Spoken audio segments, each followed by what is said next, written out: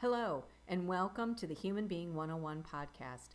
I'm Kathleen Schaefer, and this is Conversations with Kathleen, where we discuss how to live the mission of the Human Being Store: better people, better work, better world. At HBS, our work is based on a new way of leading in our careers and our lives, and this podcast focuses on how to do this through the lens of current events.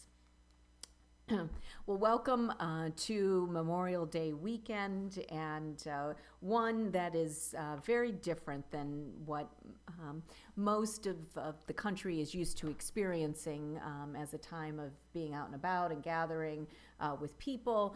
We are just reemerging in many, many places from the full stay-at-home orders, and states and local governments are looking at how people are going to come through the pandemic at this point. I still believe that in so many ways the pandemic is in its full swing. What stage we're at now is one where people are understanding and feeling that there needs to be a way to engage and navigate through this pandemic and not just remain in our stay-at-home.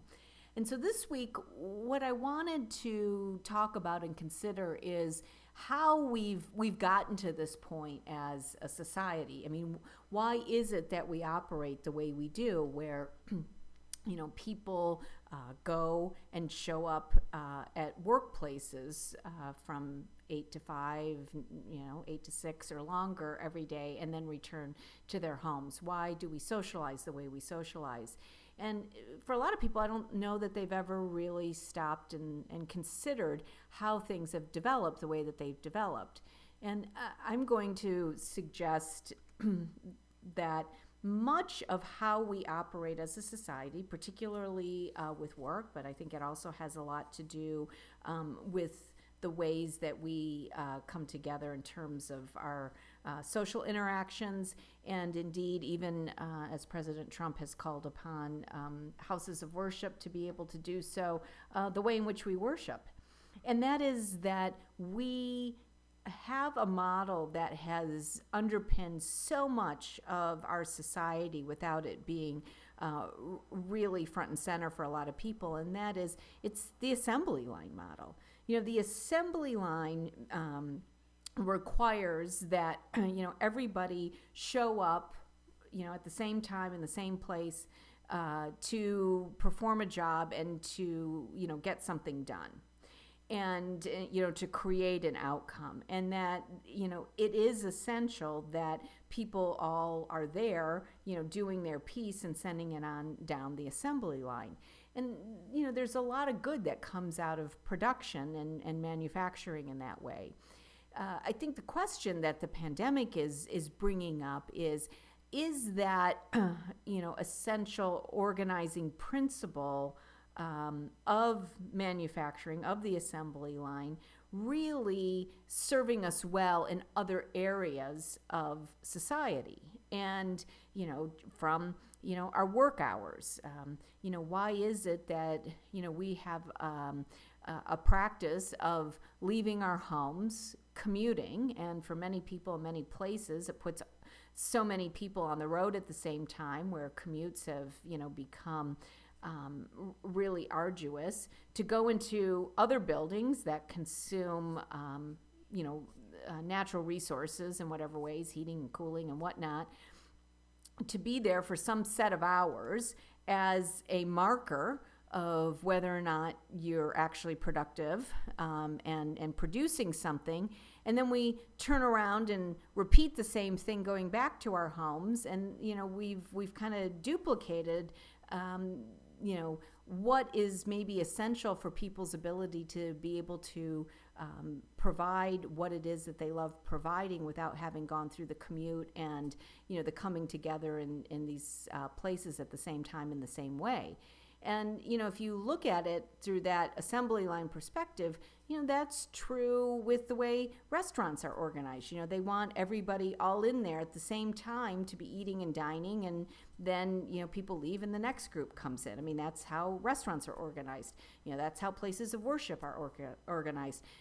For much of our medical system, it's the same thing. You don't have an opportunity to see doctors at off hours, perhaps a little bit more now than we used to, but still, if you get sick, you have to either go into a critical like an ER or wait until the doctor's office opens the next day. And our school system is like that, right? All the kids show up at the same time in the same place to go through the assembly line of a school day. And so the first thing I am going to encourage people to consider as they reflect upon this podcast is that model the best possible model that we can engage with in this day and age? And the pandemic, for me, is really the impetus to start asking these questions. And where you see a lot of people struggling and having challenge right now in the world, when any one of these sectors, it's because they are pushing and pulling against the desire to get back to the assembly line, rather than perhaps orienting and looking as to what could be created, what structure, what ways of systems of coming together could be created that don't require that assembly line model or underpinning. And keep this in mind too. Assembly lines, by their very nature, are designed to reduce creative expression and individual engagement and, people being fulfilled and present. I mean, they were designed to strip us down to the bare minimum of, what somebody could contribute in, any one of those places. I understand that, there are assembly lines now that do require, technical know-how and whatnot. But just the basis and the genesis of the idea, it was that, people weren't there to express themselves to lead. They were there to just perform a very basic function. Again, there are still places where that, can be very valid and useful. The question is it valid and useful in all of these different industries right now? We all know that most school-age, children, while they enjoy the idea of learning, while they enjoy the idea of being exposed to new things and being around friends, very few of them are fulfilled by the notion of having to show up in these different rooms and sit in these seats for a prescribed period of time and listen to somebody talk about something that they may or may not be totally engaged with. I mean, we all get how that doesn't work. Before any of this started, 70% of our workforce was unengaged with their job and unfulfilled by their job, because in so many respects, it was just an extension of what they experienced in the classroom. And this kind of assembly line, just show up and do what you need to do. And we're not so interested in your own creative expression. We just need you to produce. And the people who are having a hard time right now, through the pandemic, are with companies and organizations that, again, are much more focused on, the quantitative part of their delivery rather than the qualitative part. So if the assembly line was really designed to squelch that, and people are wanting that ability to be and express their individual talents and strengths and skills, what would the world look like if we could begin creating ways for people to live, to work, to worship, to gather in ways that were more mindful and present? I mean, perhaps that's what can be considered and come out of what we're doing in the pandemic. Right now there's such a reflexive, I call it almost a reactive, like we just want to get out and be around people. And again, when you look at our society and the levels of anxiety and depression, as indicators, going out and being around people in a mindless way isn't necessarily going to be fulfilling. It might feel good for a while to think I can go out to a restaurant again and have a meal and be around a bunch of people. And is that the highest and best way that we can all engage?